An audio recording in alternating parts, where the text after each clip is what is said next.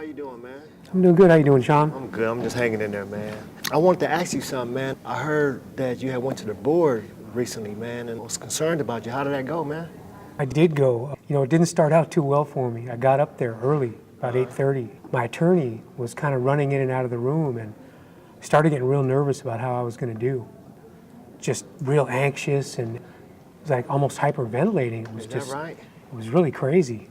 What you do then? How'd you get over that? Well, I started thinking about my tools, what I had available to me, and started taking some deep breaths and doing some belly breathing, and really just kind of relaxed me and calmed me down. And through doing that, I was able to see that I had everything I needed to go to the hearing. Whether my attorney was there or not, I didn't really need that input.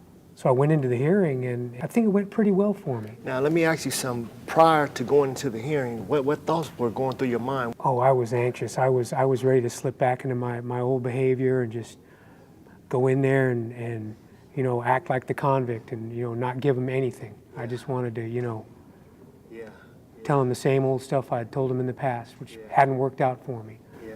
So what's changed from that time that you were acting like a convict when you went into those prior times to this time?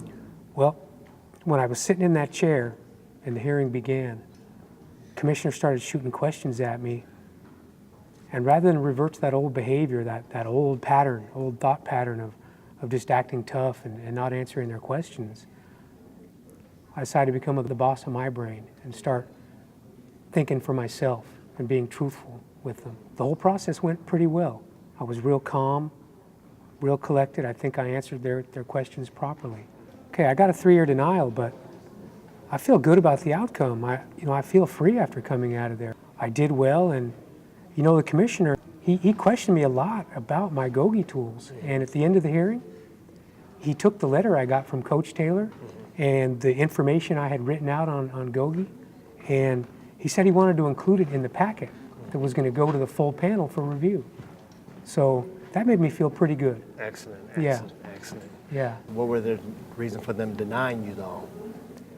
Well, the reasons for them denying me were that they felt I was just still a little bit short on my insight. I would have to agree with that. I have a little more work to do, and with the tools I have available to me, I think I'll be able to get that done before my next hearing. Okay, and even up until that point, were your thoughts still positive, or did you revert back to any type of animosity towards them for denying you again? Absolutely not. I have nothing but positive thoughts about them. They have an important job to do. They take it very seriously, and so I take it seriously. This was an opportunity for me to show them that I'm not the same person I was when I came to prison.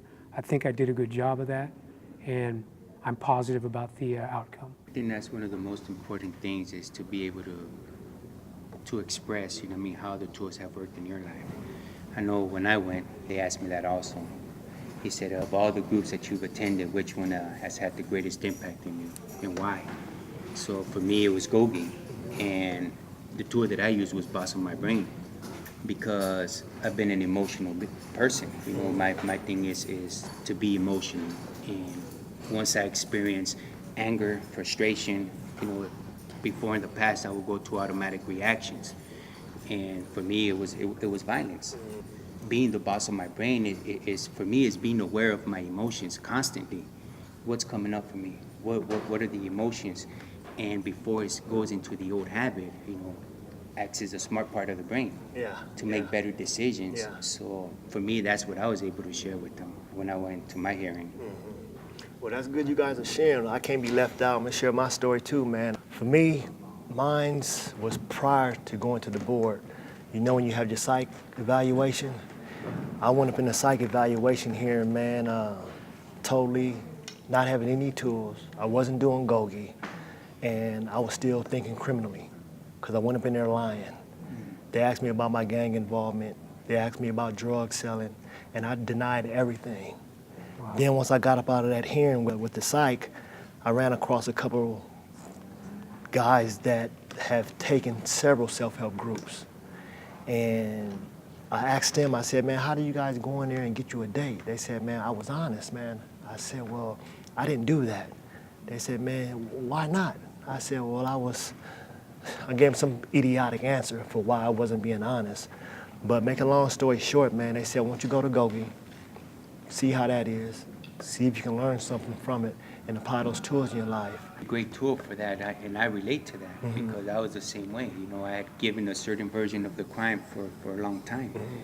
And one of the tools that worked for me was claim responsibility.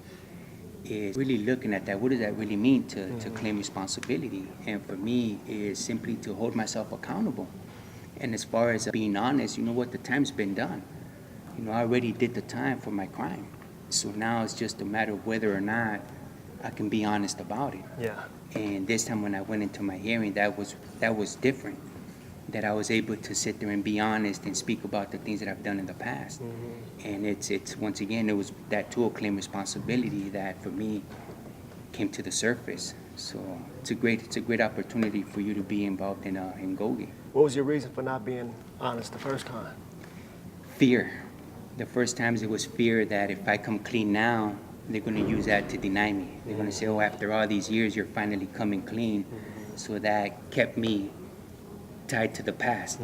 You know, it was that fear of being denied, but, you know, I had to confront it. I had to step outside of that.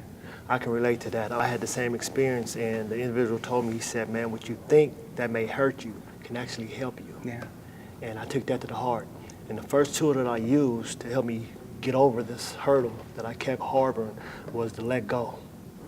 I had to allow myself to let go of those past, to let go of my anger, to let go of the animosity that I had towards the system, the penal system at that, because I was blaming everybody else, except, as you said, claiming responsibility for my own actions, because nobody told me to pick up the gun. Nobody told me to sell drugs. That was my own decision, and that was one of the most important things that I had to do, to claim that responsibility, to be able to let go, to be able to own up, to be able to be the boss of my brain, and apply each and every one of those tools in my life. You know, that's to me, that's what being a man is about.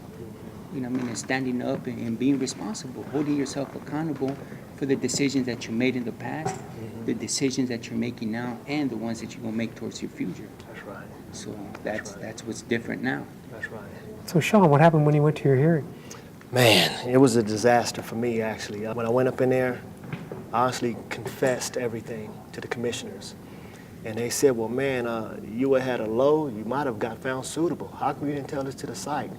I said, during that time in my life, I wasn't being a boss of my brain. I wasn't using the smart part. I was using the old habit part. I was thinking I can still be manipulative, I can still be sneaky, and I can still be up under the covers of the disguise of that I was still abusing, that I was still a criminal. And he said, well, I'm happy that you was able to come in front of us today and be honest. I'm still going to find you not suitable. I'm still going to give you these 7 years denial. But in the meantime, you learn from this experience. Next time you have your psych evaluation, apply those tools that you're telling us today. How did you feel coming out of the hearing, though?